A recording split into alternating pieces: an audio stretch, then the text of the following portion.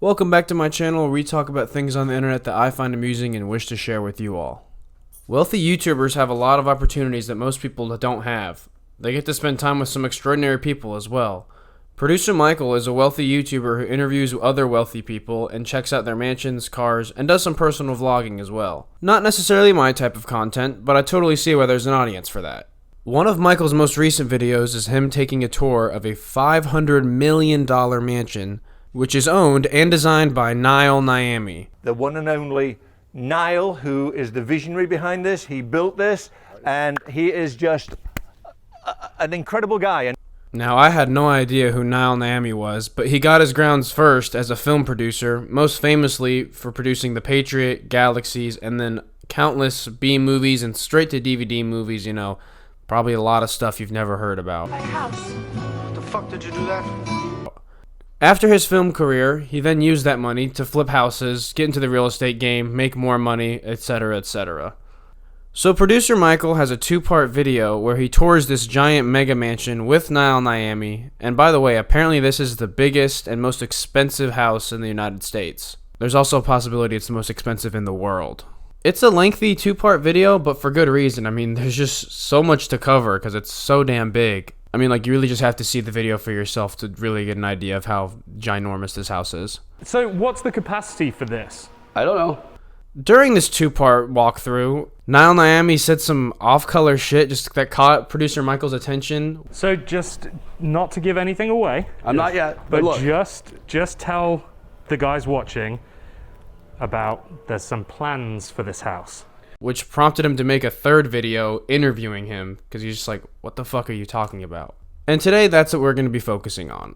Nile Niami refers to the house as the one, and let's just say he has more in mind for this house, other than it just being a place to live And my in. show is called The One. And between those two, I think that we have the ability to really change the world in a very positive way. Alright, so right off the bat, I'm thinking, alright, this dude's got to be doing something inspirational. Maybe he's ending world hunger or planting a shit ton of trees across LA or installing solar panels. You know, something that everyone would love, something inherently good that no one would have any reason to oppose. When you say change the world in a positive way, how does this house change the world? I need you to explain that. I will explain. So, because of COVID, all of the venues around the world have been either shut down or dramatically altered. There is nowhere in the world really where you can go for a venue like you used to have, like a big boxing match or the Academy Awards or the Grammys or anything else that required a large crowd to gather at Staples Center or MGM or Caesar's Palace or any of these other places. But we have it now, because this house has the ability to hold 900 people in a safe COVID environment. And what is being created for this house is a show that everyone will want to watch and identify with, because it stars me. I live in the house, and I live in the house with people that I love, and we do crazy things and have crazy parties, but we also help the world in so many different ways. And one of those ways we're doing it is we are creating gigantic boxing matches right in the grass with the world championship boxers that you could ever imagine. Holy shit. So there's so much to unpack here. This great and world-changing idea that he has is that he can host boxing matches. Yeah, I mean, that's all I can really gather from this, is that he's got a great venue spot for COVID, which, by the way, he doesn't plan on hosting anything for at least another year, which hopefully COVID's kind of toned itself down a little bit by then. His plan is just sus. Time or our own pay-per-view platform that will rain money down. And with that, I am going to have a very, very successful show, and I'm going to have... So just so everybody's clear, what you're saying is you are going to set up a corporation, Yes. that people can invest in, Yes. and they can share in the profits and Yes. participate in all of these events. Yes. etc. He talks about how there's going to be a lot of money involved, but for who? You and your team? How is this changing the world? You're only changing your life and not a single other person's. He He really did have me for a second. I thought he was going to create world peace or some shit. This is just such a vain thing of him. Saying it's going to be great because it's starring him. Those are his exact words. A show that everyone will want to watch and identify with because it stars me. Can I put myself down for a front row seat? Yeah, you can. There'll be 35,000 to 40,000 each, but you can. Ouch! Like, you're joking, right? $35,000 to $40,000 a ticket? I know these fights, like, the Manny Pacquiao and Mayweather fight, tickets were dumb expensive, like all big fights. But if this is world-changing, don't you think any regular person should have an opportunity to attend this? This is just for rich people and celebrities to get together, which is totally fine. I mean, like, millionaires and celebrities can get together and have their fun and whatnot, but to pitch this as world-changing, just so scummy. I mean, this is really like BitConnect. What am I gonna do? FouseyTube. I invested all my money into this event. Or TanaCon all over again. He's just misleading people. And when money comes down like that, I'm going to go into the city. And I'm going to go into East LA and Beverly Hills. And I'm going to make people's dreams come true. Because I'm going to see and read people, and anyone that's good, that has a real idea that they've never had the chance, I'm going to give them a 3-page contract. And I'm going to put all of the responsibility on them to report back to me. And that exact day, without lawyers, I'm going to write how much I own of their company, and I'm going to write them a check and give it to them. And I will only be able to do it with pay-per-view that comes to us. All right, honestly, this sounds like a good idea. Endorse aspiring creators with the profits of this house. It's the only good thing I've heard him talk about. But so far, this dude just doesn't seem credible at all. Until finally the point I ran out of money. And I have a Chapter 11 on one of the houses I live in. And this house, I was just notified, has a notice of default placed against it. Wait. Are you fucking kidding me? So here we have Nile talking about how great this house is and all these great things he's going to be using it for. But the dude can't even afford the house. He's behind on his mortgage. This is the turning point of the video. So obviously he's broke, and now he's just super desperate, trying to take investors' money to live off of and make this the one show. This is where you just look at it and have to say, this dude's manic.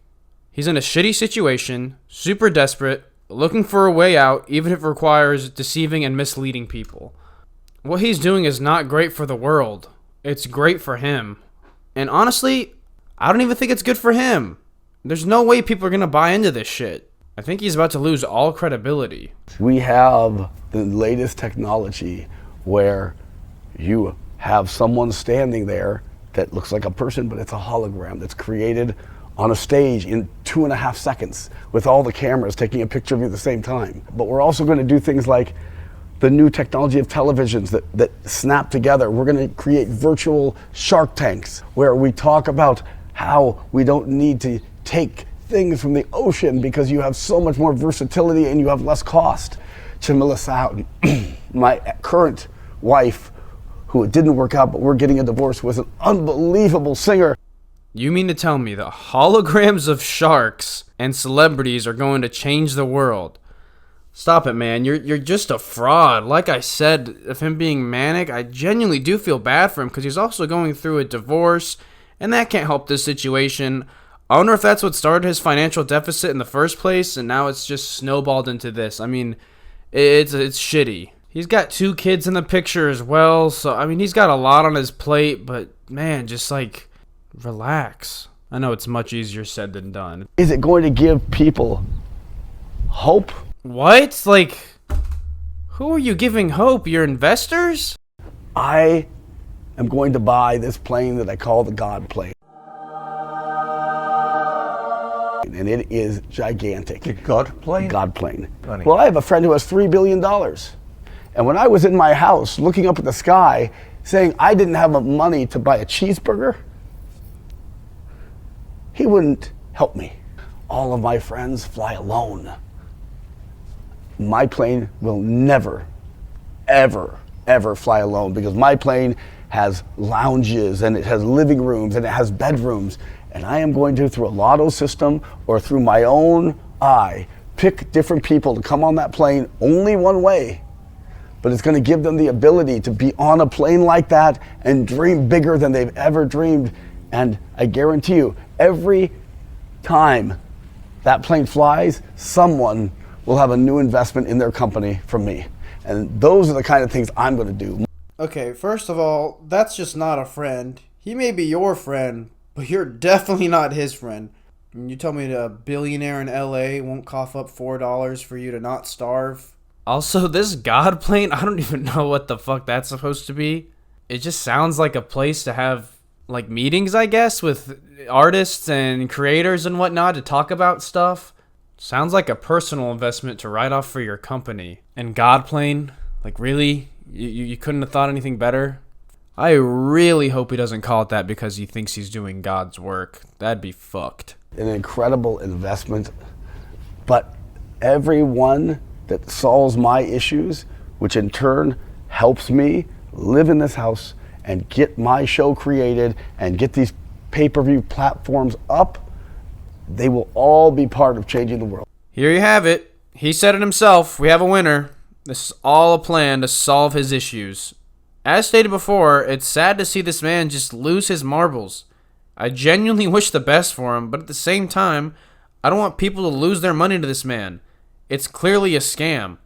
I think producer Michael was being polite while telling him this was a great idea, but looking back, there's no way that he endorses this. Or maybe he does. But anyways, what do you all think? Do you think Nile's plan will come to fruition? If it does, will it even work? Will he keep his word about helping aspiring creators? Definitely go check out the tour video for yourself as well as the full interview. Anyways, that's all I got to say about this. If you liked it, leave a like. If you didn't, leave a dislike. Comment if you'd like. As always, thank you for watching.